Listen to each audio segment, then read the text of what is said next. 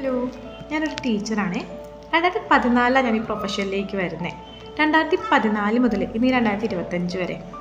അതിപ്പോൾ സൗത്തിലാണെങ്കിലും നോർത്തിലാണെങ്കിലും ഞാൻ വർക്ക് ചെയ്യുന്നത് ഇപ്പോൾ ബീഹാറാണ് വർക്ക് ചെയ്യുന്നത്.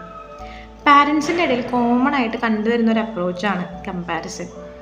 തൻ്റെ കുട്ടിയെ മറ്റു കുട്ടികളായിട്ട് കമ്പയർ ചെയ്തിട്ടാണ് അവർ തീരുമാനിക്കുന്നത് തൻ്റെ കുട്ടി ഗുഡാണോ, ബെറ്റർ ആണോ, എക്സലൻ്റ് ആണോ എന്ന്. ഒരു വീട്ടിൽ 2 കുട്ടികളുണ്ടെന്ന് വിചാരിച്ചാൽ ആ 2 കുട്ടികളും ഡിഫറെൻ്റ് ആണ് ടോട്ടലി. നിങ്ങൾ ആദ്യം അതൊന്ന് മനസ്സിലാക്കാം. പിന്നെ എങ്ങനെയാണ് ഒരു ക്ലാസ്സിൽ 40 പേരുണ്ട്, തൻ്റെ കുട്ടിയെ ബാക്കിയുള്ള 39 പേരായിട്ടെങ്കിൽ എങ്ങനെ കമ്പയർ ചെയ്യാൻ പറ്റുന്നേ? എന്ത് ലോജിക്കാണ് അതിലുള്ളത്? ബാക്കിയുള്ള 39 കുട്ടികളെന്ന് പറഞ്ഞു കഴിഞ്ഞാൽ 39 കുട്ടികൾ 39 ഫാമിലി ബാക്ക്ഗ്രൗണ്ടിൽ നിന്ന് വന്ന കുട്ടികളാണ്. ഒരിക്കലും നിങ്ങൾക്ക് അങ്ങനെ കമ്പയർ ചെയ്യാൻ പറ്റില്ല.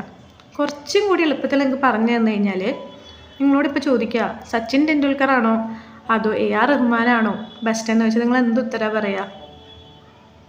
നമുക്കങ്ങനെ ഒരിക്കലും കമ്പയർ ചെയ്യാൻ പറ്റില്ല. അവർ രണ്ടും ലെജൻസാണ്. അവരുടേതായിട്ടുള്ള ഫീൽഡുകളിൽ മികവ് തെളിയിച്ച ആളുകളാണ്. നമുക്ക് അവരെ കമ്പയർ ചെയ്യാൻ പറ്റുമോ? ഒരിക്കലും ഇല്ല. അതുപോലെ തന്നെയാണ് നമ്മുടെ കുട്ടികളെ നമുക്ക് അങ്ങനെ ഒരിക്കലും കമ്പയർ ചെയ്യാൻ പറ്റില്ല. മറ്റൊരു കുട്ടിയായിട്ട് ഒരിക്കലും കമ്പയർ ചെയ്യരുത്. ഇന്നത്തെ ജനറേഷൻ കുട്ടികളെ ഹാൻഡിൽ ചെയ്യാൻ ഭയങ്കര ബുദ്ധിമുട്ടാണ്.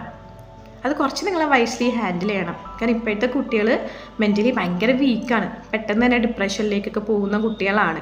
അതുകൊണ്ട് കൂടിയാണ് പറയുന്നത്, ഒരിക്കലും കമ്പയർ ചെയ്യരുത്. നിങ്ങളുടെ കുട്ടിയുടെ കഴിവ് എന്താണെന്ന് കണ്ടുപിടിക്കുക, എന്നിട്ട് അതിനെ നിങ്ങൾ എൻകറേജ് ചെയ്യുക, അതിനെ സപ്പോർട്ട് ചെയ്യുക.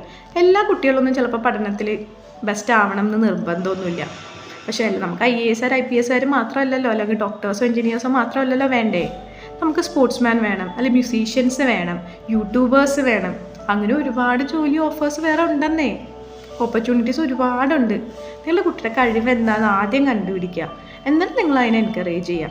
അതാണ് ഒരു പാരൻ്റ് എന്ന നിലയിൽ നിങ്ങൾ ചെയ്യേണ്ടത്. ഈ പണ്ടത്തെ പാരൻസിന് ഇതൊന്നും പറഞ്ഞ് മനസ്സിലാക്കി കൊടുക്കാൻ ഭയങ്കര ബുദ്ധിമുട്ടാണ്. എനിക്ക് പറയാനുള്ള ഇപ്പോഴത്തെ ന്യൂജൻ പാരൻസിനോടാണ്, നിങ്ങളെങ്കിലും ഇത് ചെയ്യരുത്. നിങ്ങൾ ആ ട്രോമ നിങ്ങളുടെ കുട്ടിക്ക് കൊടുക്കരുത്.